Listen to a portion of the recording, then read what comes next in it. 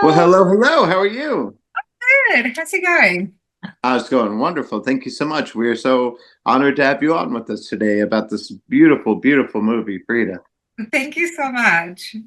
Yeah, so you got to be so excited now. Of course, the rest of the world has gotten to see this, and it's just gotten such great reviews, and amongst our critics groups, we love it. So and it just has to be just such a nice time for you to bring something new to life that we had not seen about freedom.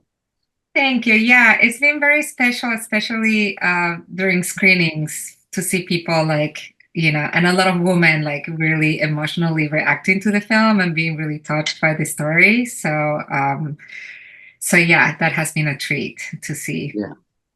And when was the first time you were personally aware of freedom?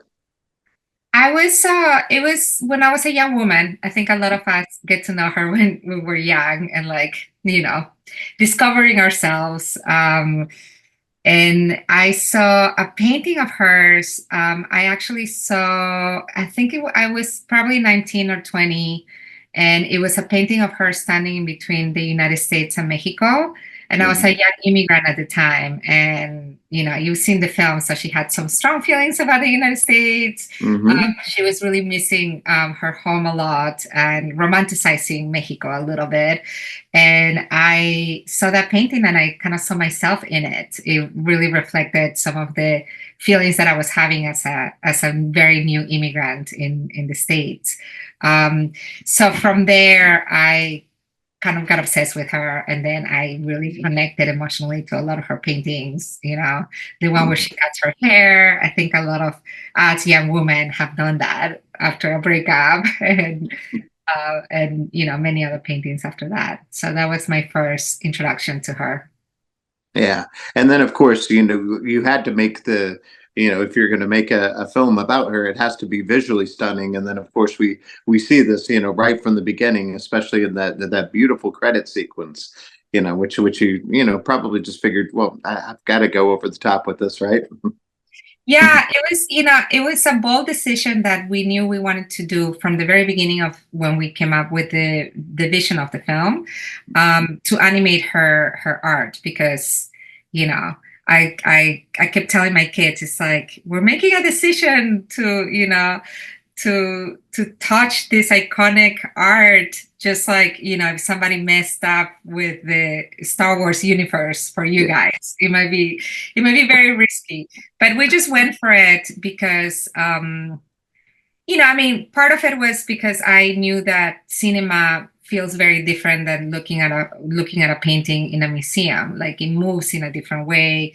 The paintings were going to be part of the story, and for me, the paintings were always her voice as well. We had her, obviously, her words, but for me, the paintings and the music were other, expressions of her voice.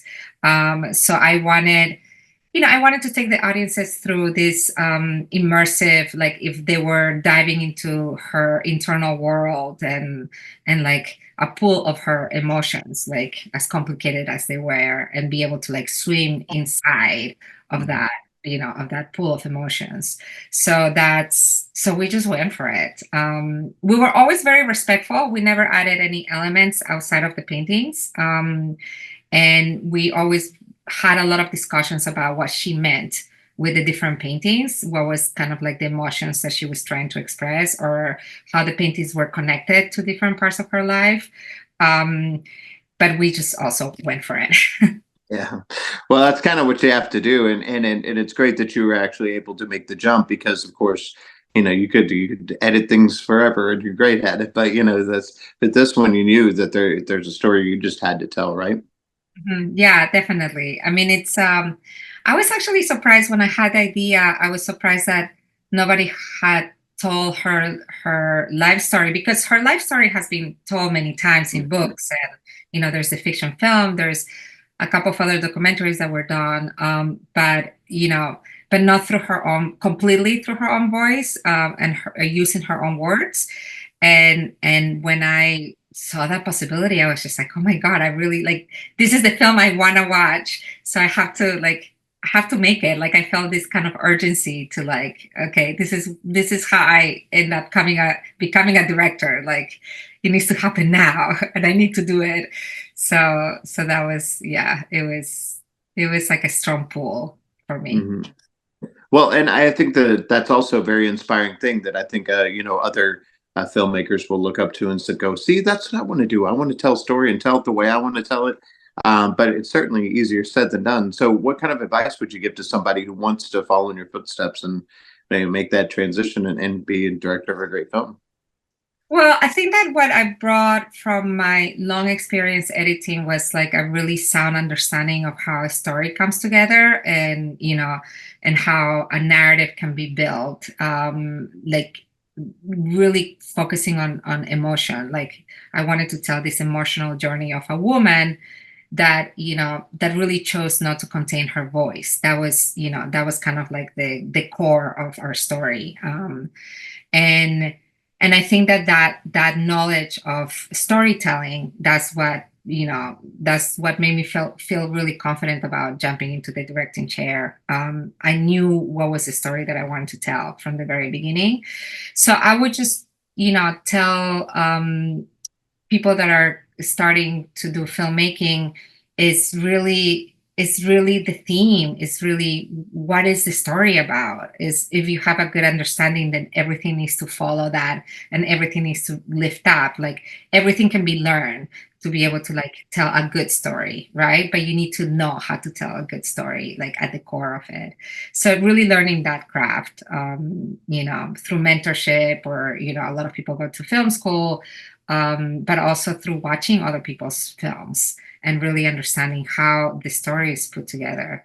I mean, I'm still really obsessed with Past Lives, and it's like such a I mean, for me, it's like a film about immigration, about what it is to be immigrant, and the loss of the loss of your childhood, the loss of your other you, right, that you left behind, and but it's done in such a simple, beautiful way with not tons of dialogue, and I'm just like learning from it, and I'm like learn from both fiction and documentaries. Like that's how I continue to, you know I feel that I continue to shake up my understanding of how stories can be told in beautiful ways.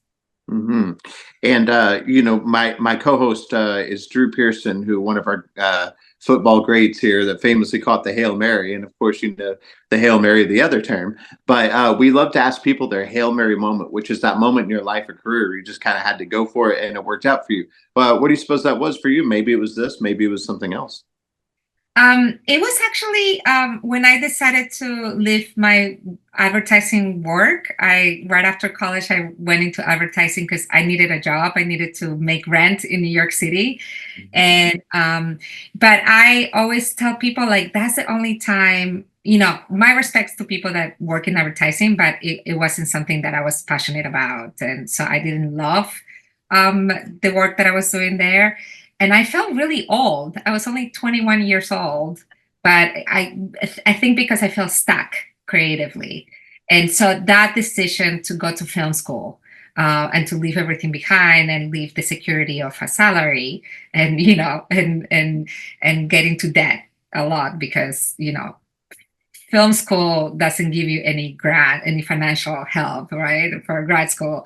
And so that was the moment where I just, took a huge step towards something that now, after, being in the industry for so long as an editor and now as a director, I just love, love, love what I do. And I'm much older, right? I'm about to turn 50, and I just don't feel like I did back then. Like I feel, just with so much energy to continue creating. So I Hmm. love, love, love that. I love my work life. Yeah. Absolutely. Now, a very important question. We got to ask about our special guest right behind you. Oh, that's Yeah. Luna. Oh, Yeah. Hi, Luna. Luna. So uh, and there she's moving now. yeah. Yeah. So saw She got she was stirring. So we have to ask about our she, special guest. she got a little crazy when I take her out. There she is. Yeah. When I take her out, she's a part beagle and Hmm. part like two other types of dogs. Yeah. But so she goes after squirrels. Like Oh yeah. yeah. Hmm. So she pulls hard, and I mean, she's a big girl, so Yeah. she's a puller. But at Uh, home, this is all you see of her. Like that's it. that's it. I just have to keep her here because if I like push her out, then she Hmm. gets loud because she wants to Oh be. yeah. Uh, Hmm. everybody gets to meet her. Love that. Well, we also got to ask you about that. You have a great mindset, a great outlook on everything, but part of that is staying in the right mindset because as creative types are very hard on ourselves. So, what is it you tell yourself that keeps you on the right path even when things are tough? I think it's I don't I am a very positive person. I think I get it from my father. Hmm. Um, but it's this I mean, right now for all films and taking risks in film is kind of like a hard landscape right now. So I think it's just, I just want to do some stuff so badly that it really fills me with positive energy. And so even when things are tough, I think that I really hold on to um, that positivity that that makes you continue to fight for what you want or makes you continue like be determined to continue to go for what you want. I mean, that was with FRIDA it was the same thing. We got a lot of no's at the beginning. I think people were a little nervous, about it being mostly in Spanish. It's mostly archival, it's mostly black and white archival. Is it going to feel dated? We couldn't really show any of the animation at the beginning because that takes a long time. So but we kept really determined because we knew that we had a strong vision, and I wanted to do it so badly that we found the amazing right partners for it. But yeah, I mean, you have to wake up with some determination, right? And that's really fueled by what I really want to do.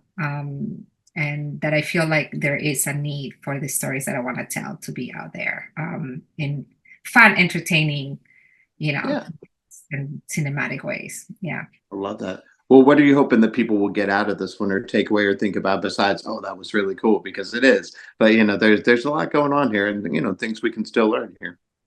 Yeah, I mean, I think that especially for women and non-binary people, I think that, and this happens till now. I think that there is this systemic, pressure from society for women to like remain quiet. Or sometimes we were described as opinionated instead of confident, or and a lot of it is internalized. I think that we, a lot of times do not express or don't think that what is happening internally for us is important to talk Mhm. about, right? It's just like it's internal. So it's like my heartache, or what does it mean to become a mom, and like how is that going to change my relationships? A lot of times we carry, a lot of other people, and we just kind of like put our head down and like continue walking through life.